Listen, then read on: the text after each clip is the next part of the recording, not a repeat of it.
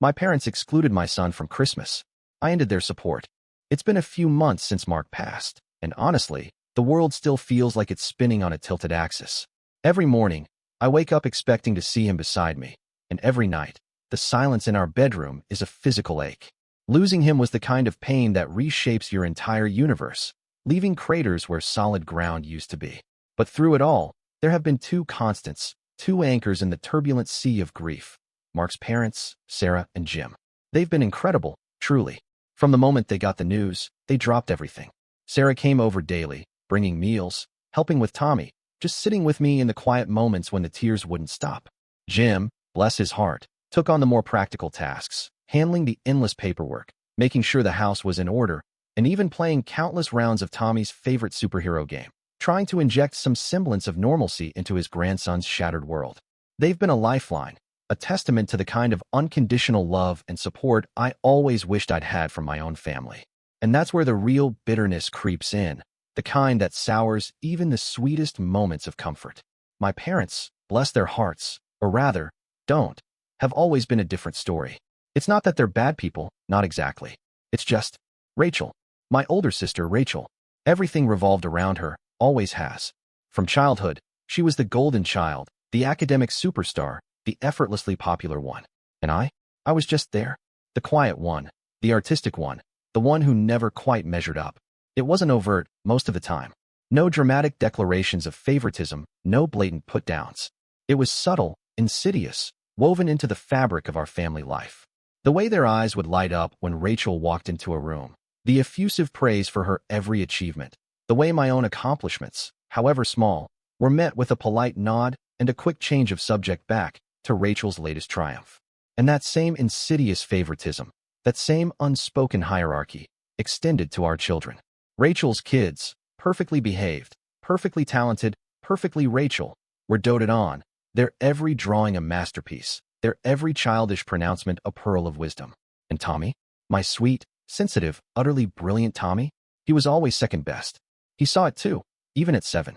The way Grandma and Grandpa would barely acknowledge his presence if Rachel's kids were around, the way his excited stories were often cut short, the way his drawings were glanced at and then set aside in favor of admiring one of his cousin's latest creations.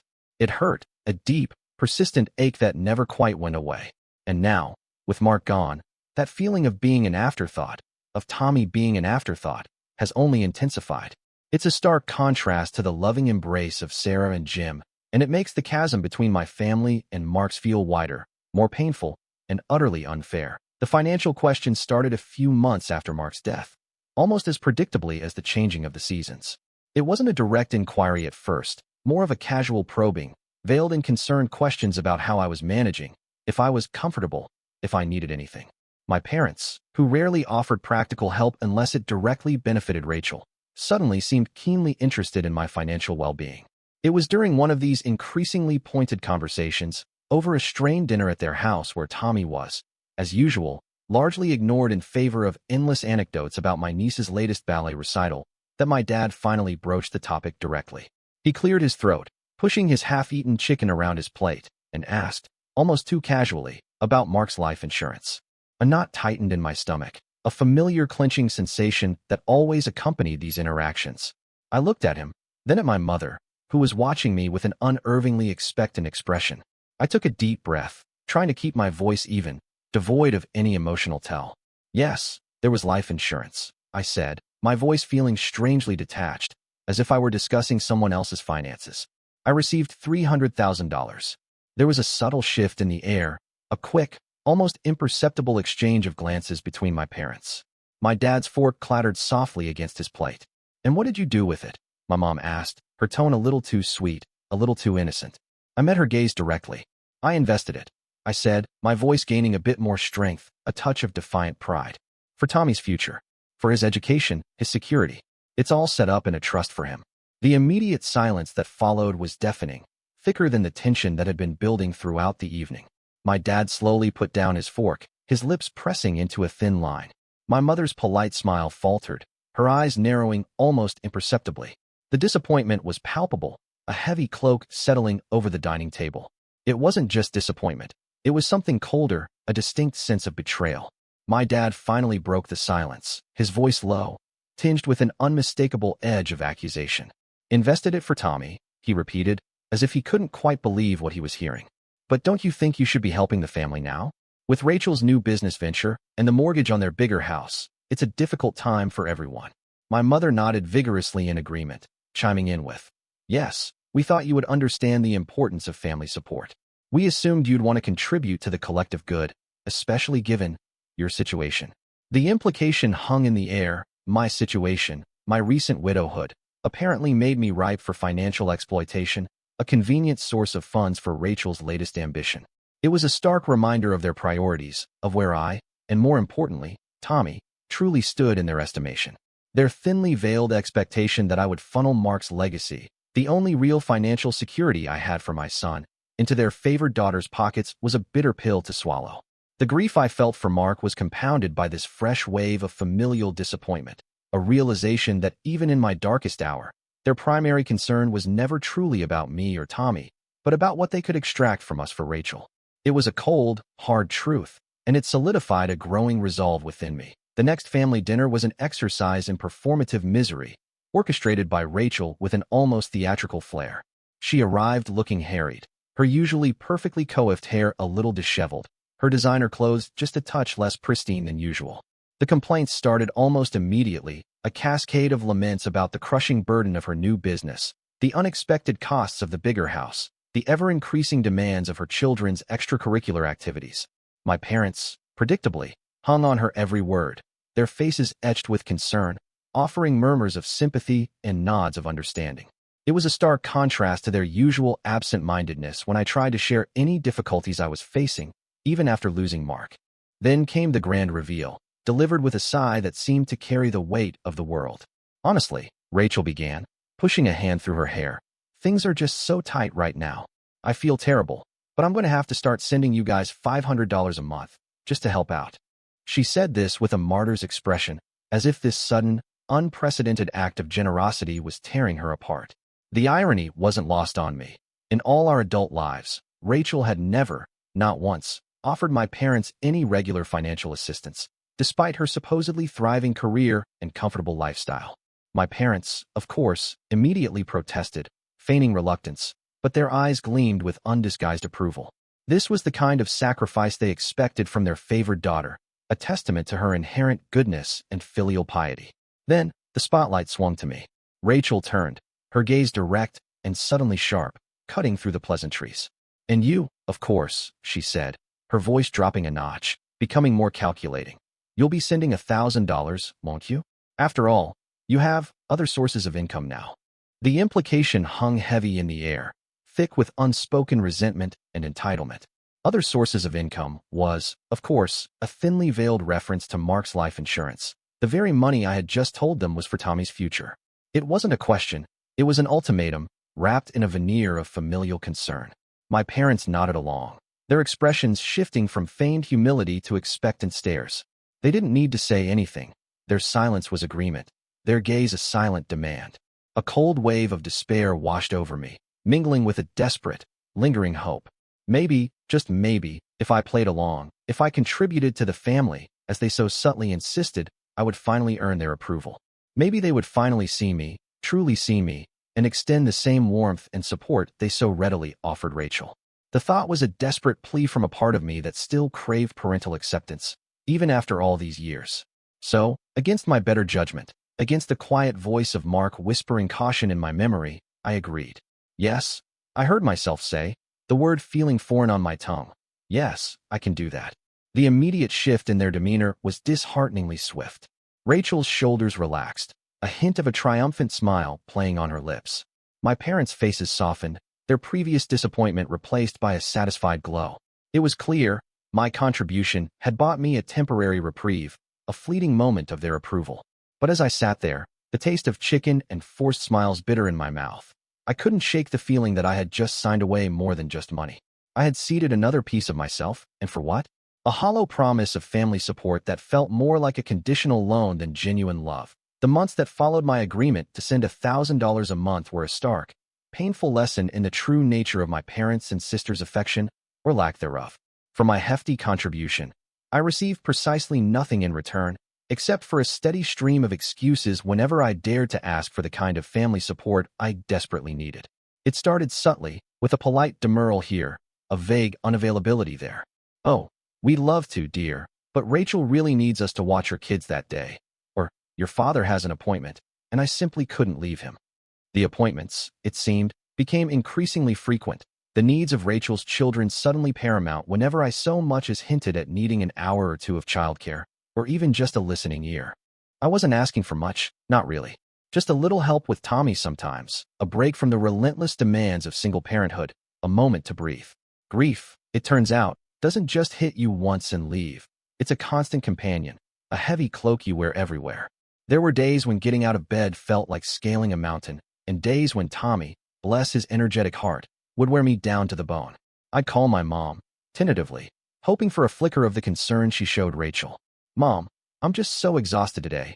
Would you mind watching Tommy for a couple of hours so I can lie down?" The response was always the same, a practiced sigh followed by a litany of reasons why it was utterly impossible. Rachel was coming over, they had errands, my father wasn't feeling well, the dog needed walking. The excuses piled up, each one a small, sharp stab, a reinforcement of the bitter truth.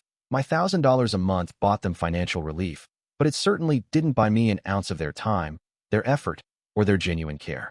It was a one-way street, a transaction where I gave and they took, with no reciprocity whatsoever. The contrast with Sarah and Jim, Mark's parents, became even more glaring, more poignant, in light of my own family's calculated indifference. They never asked for a dime, never hinted at financial struggle, despite living on a more modest income than my parents. Yet, they were always, unfailingly there.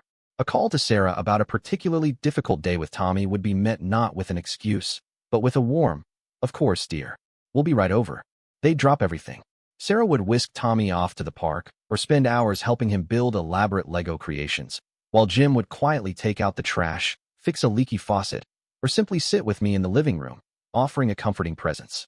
They never asked questions about what I needed, they simply anticipated it.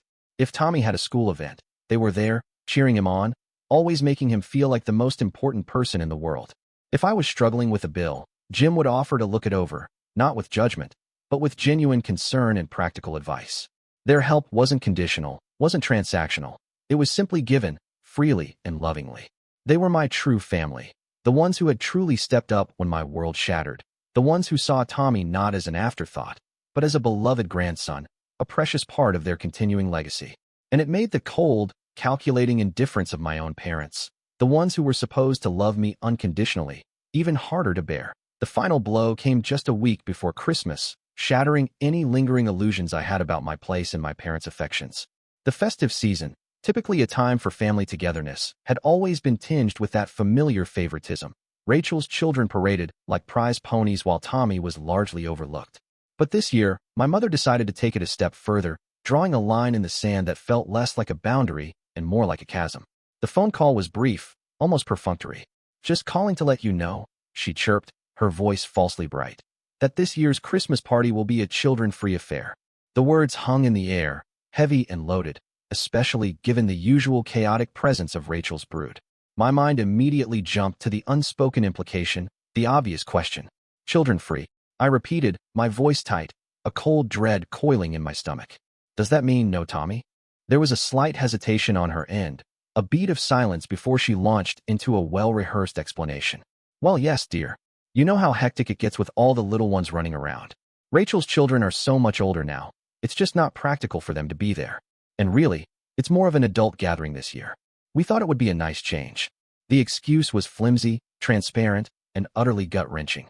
Rachel's children were barely older than Tommy, and certainly not old enough to be considered adults. The truth was clear. They wanted a Christmas without Tommy, without the inconvenient reminder of Mark, without the child who didn't quite fit into their carefully curated family narrative. It was a calculated exclusion, a blatant declaration that Tommy, my innocent, grieving 7-year-old, was not welcome, not really part of their family after all.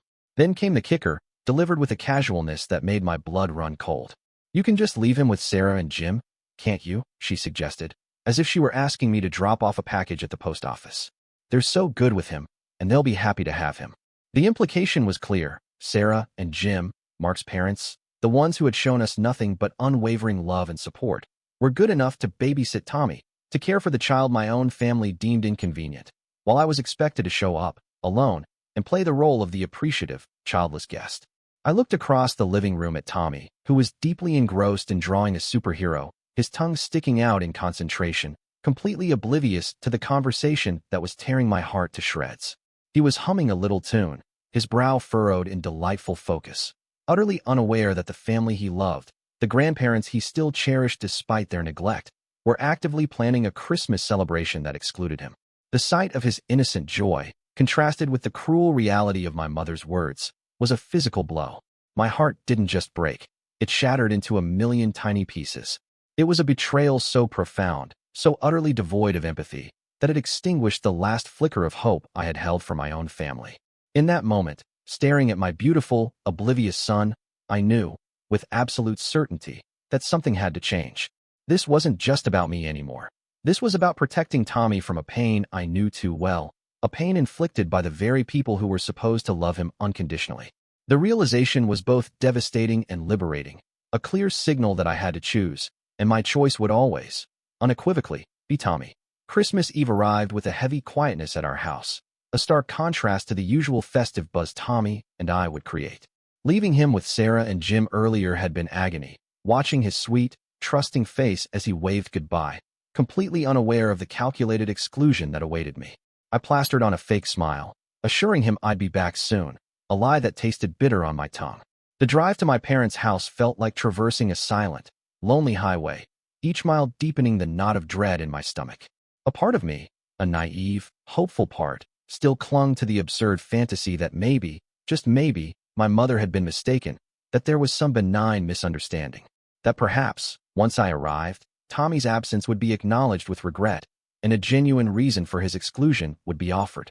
That part of me was about to be obliterated. I pulled into their familiar driveway, the house glowing with festive lights, a cheerful beacon in the twilight. But as I walked toward the front door, a cacophony of sounds reached me, sounds that immediately shattered any remaining illusion. Laughter, high-pitched and joyful, the unmistakable squeal of children playing, the excited chatter that could only come from a house full of young voices. My heart began to pound, a frantic drumbeat against my ribs. I pushed open the door, stepping into the warm, brightly lit entryway, and the scene that unfolded before me was a punch to the gut, a brutal confirmation of my darkest fears. The house was teeming with people, a vibrant, noisy throng of relatives, just as it usually was for Christmas Eve. And amidst the sea of adult faces, there they were, children. Not just one or two, but a whole gaggle of them, tearing through the living room, shrieking with delight, their tiny hands clutching shiny new toys. My eyes immediately locked onto them, a desperate inventory. There was Rachel's eldest, giggling as he chased his younger sister around the Christmas tree. Her youngest was perched on my father's lap, a doting smile on his face as he helped her unwrap a small present. And then I saw them, my cousin's children, equally present, equally boisterous, their parents watching on with indulgent smiles. It hit me with the force of a physical blow. This wasn't an adults-only party. This wasn't a sophisticated, child-free gathering as my mother had so carefully, so deceptively described. This was a family Christmas party, vibrant and full of life, just as it always had been. The only difference, the glaring, painful difference, was that my son, my 7-year-old Tommy, was the single, deliberate exclusion. He wasn't just left out. He was actively kept out, deemed unworthy of a place at a celebration that welcomed every other child in the family. The realization was a cold, sharp blade twisting in my chest. The thousands of dollars I had poured into their pockets, the endless excuses, the thinly veiled disdain, it all coalesced into this one undeniable, heartbreaking truth. My son was not family to them, not really. He was an inconvenience, a ghost of a man they no longer wished to acknowledge, and an obstacle to their perfect, Rachel-centric world. The anger that surged through me was raw and pure, hotter than any grief I had felt, a fierce, protective rage on behalf of my innocent son. The festive din of the party felt like a buzzing in my ears, a cruel mockery of the quiet home I'd left behind. I drifted through the living room, a ghost in my own family's celebration, nodding vaguely at well-meaning relatives, my eyes constantly drawn to the joyful chaos of the children who were, by my mother's decree, supposedly not there. It was my Aunt Susan, bless her oblivious heart, who finally broke the fragile calm I was desperately trying to maintain. She cornered me by the overflowing buffet table, a plate piled high with festive treats in her hand. "Oh, darling, where's little Tommy?" she chirped, her brow furrowing with genuine, if belated, concern. "I was looking forward to seeing him. He's gotten so big." Her innocent question, a simple inquiry born of familial expectation, was the spark that ignited the smoldering resentment within me. I took a deep breath, the scent of roasting turkey and pine needles suddenly cloying. I turned to face my mother, who was standing nearby, laughing a little too loudly at one of my father's tired jokes, a picture of serene, self-satisfied hostess. The anger, simmering beneath the surface since I'd walked through the door, now bubbled up, cold and precise. "Mom," I said, my voice cutting through the chatter, surprisingly calm, almost dangerously so. "Could you explain something to me?" She turned, her smile faltering slightly as she registered the unusual flatness in my tone. "Yes, dear," she asked, her eyes narrowing imperceptibly. "You told me this was a children-free party." I continued, my gaze sweeping pointedly across the room, encompassing Rachel's 3 boisterous offspring and the numerous other little cousins tearing about. "You explicitly told me not to bring Tommy. So why, then, are Rachel's children here? And my cousin's children? Why is Tommy the only child excluded?" My mother's perfectly composed facade cracked, just for a moment, revealing a flash of irritation, quickly masked by an air of weary superiority. She squared her shoulders, her lips tightening.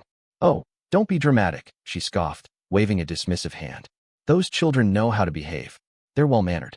They deserve to be here more than some others." The words hung in the air, dripping with thinly veiled contempt, a direct and brutal insult aimed squarely at Tommy, and by extension, at me. They deserve to be here more. The sheer audacity, the cold, calculated cruelty of it, stole my breath. My own mother, dismissing her grieving grandson, the child of her deceased son-in-law, as unworthy, as less deserving than a pack of indulged, often unruly, children. As if on cue, a shrill shriek pierced the already loud chatter. All heads turned towards the dining room. Rachel's youngest son, a notorious terror of a child, whom my mother had just praised for knowing how to behave, stood triumphantly by the table, a mischievous glint in his eye. In his hand, he held a half-eaten hard-boiled egg, remnants of yolk smeared across his face. And then, with a joyful, unholy cackle, he wound up his arm and launched the other half of the egg directly across the room. It sailed through the air, a grotesque yellow missile, and splattered with a sickening splat right against Aunt Susan's pristine white sweater, leaving a bright, undeniable stain. A stunned silence fell over the room, broken only by the child's continued giggling. The irony was so sharp, so utterly undeniable, it was almost comical. My mother's face, moments before so smug and self-assured, contorted into a mask of mortified horror and barely concealed fury. But for me, in that moment, watching the egg yolk drip down Aunt Susan's chest, it wasn't funny. It was a clear, unambiguous sign. This was it. The line had been crossed, irrevocably and undeniably. The stunned silence following Rachel's son's projectile egg lasted only a moment, but in that moment, something shifted inside me. The fear, the hurt, the desperate yearning for approval, it all evaporated, replaced by a cold, righteous fury. My mother was sputtering, trying to regain control, her face a furious mask as she glared at her grandson, then at the egg-stained Aunt Susan. Rachel was rushing over, murmuring apologies, a strained smile plastered on her face. But I barely registered them. My gaze swept across the room, taking in the faces of my relatives, some looking embarrassed, some confused, most still reeling from the unexpected culinary assault. This was my moment. The years of quiet suffering, the constant belittling, the blatant favoritism, it all culminated here, in this brightly lit, egg-splattered living room. I wasn't going to be silent anymore. I took a deep breath, and then, without consciously planning it, I spoke. My voice, usually soft and easily drowned out, somehow cut through the lingering tension, clear and surprisingly loud. "You know," I began, my words ringing out with an uncharacteristic sharpness. "It's funny. My mother just told me this was going to be an adults-only party this year." A few heads turned towards me, their expressions a mixture of surprise and dawning comprehension. My mother's head snapped towards me, her eyes wide with alarm, a silent warning in their depths. But I ignored it. I was beyond caring about her displeasure. I continued, my voice steady, gaining power with each word. "That's why Tommy isn't here tonight. Because I was explicitly told that children weren't welcome, that it was too hectic, and that it was more of an adult gathering this time." I paused, letting my words sink in, letting them hang in the air for a beat, drawing everyone's attention. My gaze flickered to Rachel's perfectly behaved, egg-throwing son, who was now being hastily ushered away by his flustered mother. Then I looked directly at my own mother, meeting her furious stare without flinching. But clearly, I enunciated, each word a hammer blow. That wasn't entirely true, was it? My voice rose slightly, carrying to the furthest corners of the room. Because this isn't an adults-only party. This isn't a children-free gathering. I swept my hand across the room, encompassing all the playing children, all the bewildered adults. This is a party with children. All the children, in fact, except one. A hush fell over the room, absolute and profound. Even the previously boisterous children seemed to sense the shift in atmosphere, their play dying down to hushed whispers. Every eye was on me, waiting. And then I delivered the final, devastating blow, the truth I had carried silently for too long. My voice didn't waver, even though my heart was pounding like a drum. There was a ban on one child, I declared, my gaze fixed on my mother's ashen face. And that child was mine. My son, my grieving son, who lost his father a few months ago, was deemed unworthy to be here tonight. The words echoed in the sudden silence, undeniable and sharp, exposing the ugly truth for everyone to see. There was no going back now. The line was drawn, and the truth, raw and painful, was finally out in the open. The shocked silence in the room stretched, thick and suffocating, after my declaration about Tommy's exclusion. My mother's face was a mask of furious, mortified white, her lips trembling with unarticulated rage. Rachel stood frozen, her eyes wide with a mixture of disbelief and something that looked suspiciously like fear. But I wasn't done.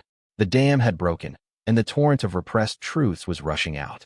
If I was going to burn this bridge, I was going to make sure it was utterly consumed by the flames.